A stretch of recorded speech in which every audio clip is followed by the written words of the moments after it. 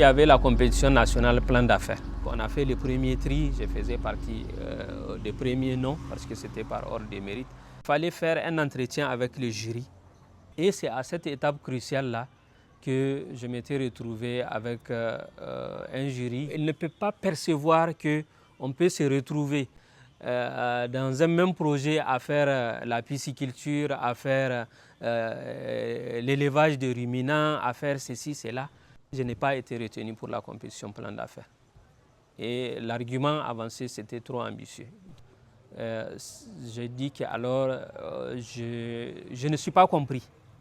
Je l'explique, mais on ne me comprend pas. Je l'écris, on ne me comprend pas. Alors, je n'ai qu'une seule option, c'est de commencer, aller en étape jusqu'à le concevoir. En ce moment, peut-être les gens vont y croire.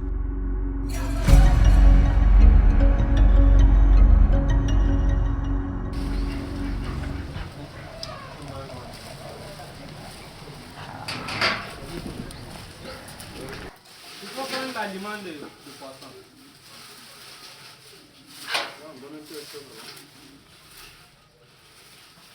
Mon nom est Youssouf Abdelkader.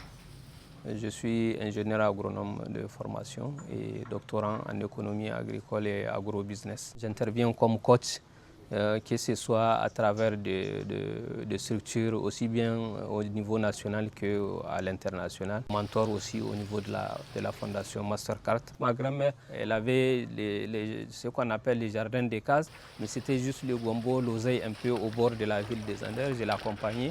Après, ça m'a orienté naturellement à faire agro. Je ne m'étais pas très retrouvé à la fac d'agro parce que peut-être que j'avais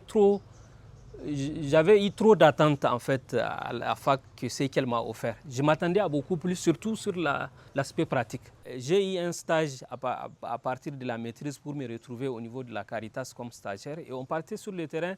Je trouvais que je n'avais pas beaucoup de différences. Je n'arrivais pas à convaincre mon ingénierat que j'ai eu avec mention bien au niveau du producteur. Parce que en fait, il a une longueur d'avance. Moi, je suis censé l'encadrer, mais il avait une longueur d'avance sur moi. Et ça m'a amené à des remises en question. Pendant un voyage, je m'étais retrouvé au Bénin, au centre Songhai, et j'ai découvert le centre Songhai. Et cette lacune que j'avais technique, j'avais trouvé un endroit où je pouvais la corriger. Bon, au retour de ma formation du centre Songhai, là, je me refusais de me retrouver employé.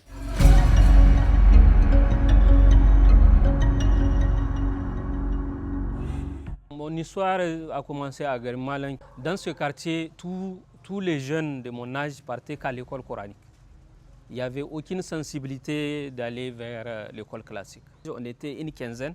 J'étais le seul qui partait à l'école. On était sur un site qui m'a été prêté par mon oncle, pour qui au passage j'exprime toute ma gratitude et ma reconnaissance pour cela. Nous sommes à plus de 60 millions d'investissements qui ont été faits avec à 95% sur fonds propres, c'est-à-dire nos prestations, jusqu'au moment où Dieu actuellement m'a montré de pouvoir acquérir un qui m'appartient et sur lequel nous sommes en train de développer toutes ces activités-là. Le projet que nous portons, c'est pour créer une université agricole privée. Une université agricole qui va former des jeunes pour qu'ils puissent créer de l'emploi. C'est-à-dire de nouveaux bacheliers qui rentreront avec des projets clairs pour véritablement former une masse critique de jeunes capables de pouvoir porter des grands projets agricoles et aller en milieu rural, être les supports des jeunes dans ces zones. À partir de là, on les donne les paquets en termes de compétences, de technologies, leur fournir les semences, et alors les services, tous les intrants, et à partir de là, leur racheter leur production pour que nous lui augmentons de la plus-value à travers la transformation et conquérir les marchés nationaux et internationaux et aller vers une autre échelle de l'industrialisation.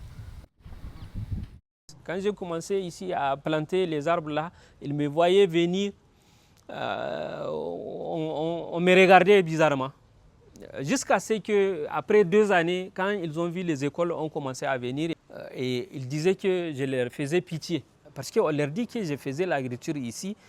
Ici, là, c'était de la latérite. Ils n'arrivaient pas à percevoir qu'un esprit normal pourrait s'envisager cela. Car ils étaient arrivés à 3 conclusions éventuelles.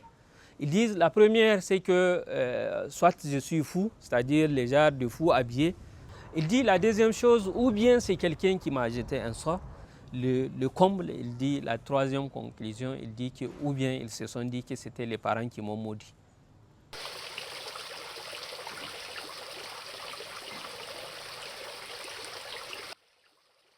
On a un laboratoire d'insémination artificielle où on a une capacité de production de zalévin via un processus scientifique d'insémination artificielle où on ne laisse pas les parentaux produire eux-mêmes, mais on les aide scientifiquement à ce qu'on puisse avoir suffisamment des alévins. On essaie parce qu'une bonne partie des alévins nous viennent du Nigeria. Donc ça fait partie un peu de ce que nous essayons d'apporter comme contribution.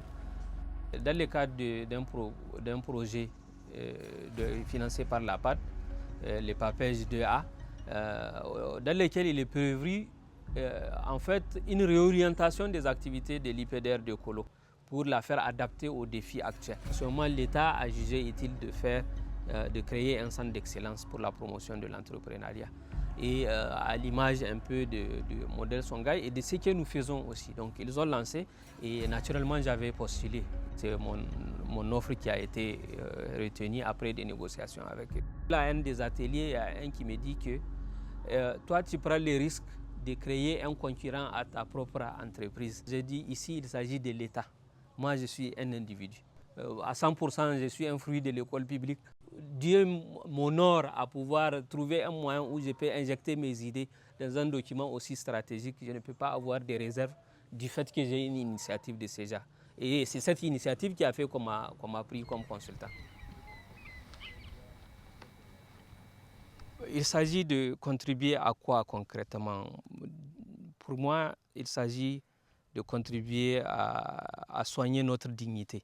À soigner notre dignité par le fait d'asseoir des bases solides pour une souveraineté. Et une souveraineté, pour moi, quel que soit son format, si elle ne commence pas par la souveraineté alimentaire, elle risque de ne pas porter un sens concret.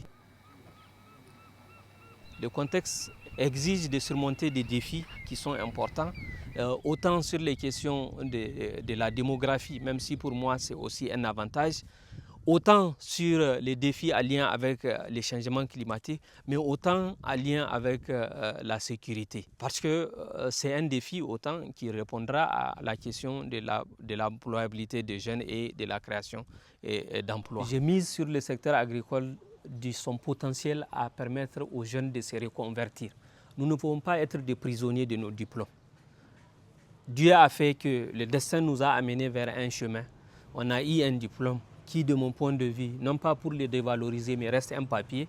Pour moi, c'est quelque chose d'extrêmement important qu'on puisse se regarder pour dire est-ce que je veux continuer à dire que moi j'ai fait telle filière et qu'il n'y a pas d'emploi et je veux continuer à m'asseoir?